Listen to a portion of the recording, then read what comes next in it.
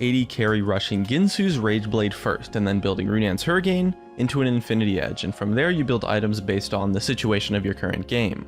The goal is to take advantage of Tristanna's super high range due to her passive, as well as mitigating her lackluster mid game.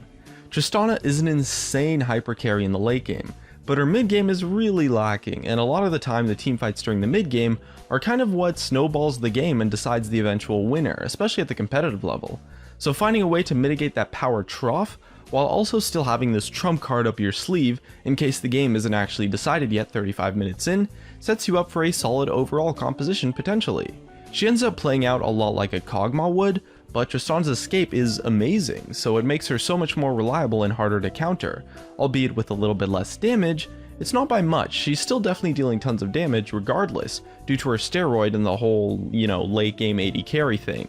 Ginsu's Rage Blade is built as a way to improve her mid game, as the stats that the item bring can be pretty insane. At just 3 stacks it becomes gold efficient, and when it's fully stacked it just blows everything out of the water, and is giving you a whopping 192% gold efficiency, without even taking into account the area of effect damage.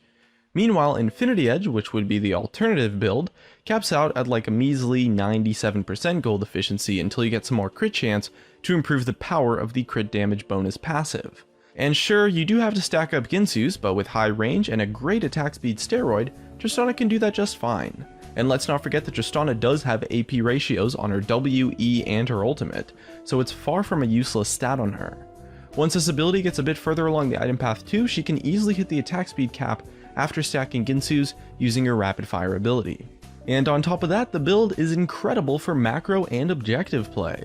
The wave clear Tristanna gets becomes insane, as she has Ginsu's Rage Blade's area of effect damage, the Runan's Hurricane area of effect damage, and her Explosive Shot passive area of effect damage. And her Explosive Shot has attack damage and ability power scaling, so she's going to be killing turrets insanely fast too with that ability, while her wave clear is going to allow you to siege, push out lanes, and defend versus your opponent's siege. Her wave clear honestly becomes so amazing that you can even stall out when the opponent has a Baron buff, so on the objective level this build is just amazing compared to the traditional Tristanna build, and it does a solid job of capitalizing on Tristanna's strengths in her kit of her passive and her Q in order to take objectives and stop your opponent from taking objectives as well. The main weakness this build presents is that during the early game, during the laning phase, you kind of take a little bit of a hit since the build path of Ginsu's Rage Blade is definitely not ideal for the laning phase. And while this doesn't matter at all in competitive play because they usually just lane swap anyways and build a call, in solo queue this can be a little bit detrimental.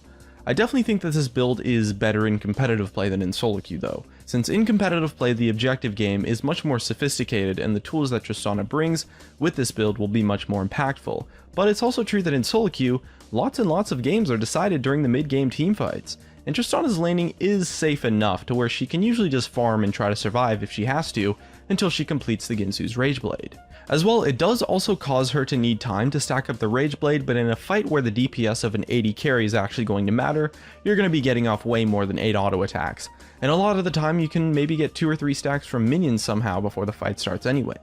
And once you actually do complete the Ginsu's Rage Blade, it's a lot more powerful than a standard Infinity Edge would be once you finish it. Sure, the build path kinda sucks, so you do kind of have to try and survive for a little bit, but once you finish it, it gives you a really strong one-item power spike that allows you to compete with the early to mid-game strength of the other meta AD carries. And the whole idea surrounding this is that her late game is going to be so amazing regardless just because she's Tristanna, that it really doesn't matter at all and you can still pick up Infinity Edge as your third item anyway.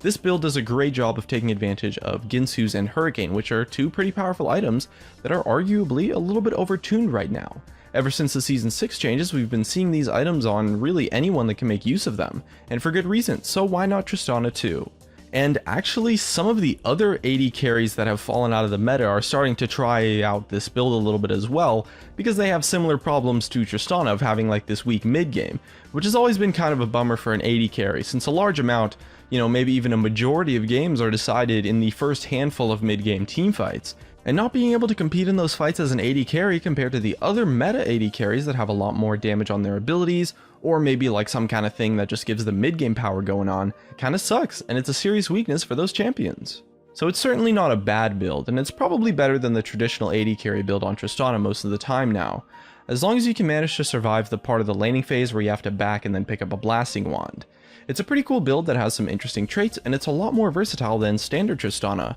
which to me makes it a lot more interesting, and certainly a lot more fun. And since it's proven to have power at the competitive level, it's not unreasonable to build Tristanna this way yourself, as despite the differences between competitive play and solo queue, most of the pros are still building and playing Tristanna like this in Challenger solo queue anyway, so maybe give it a try if you haven't already, and dust off that old Tristanna pick if you feel like it.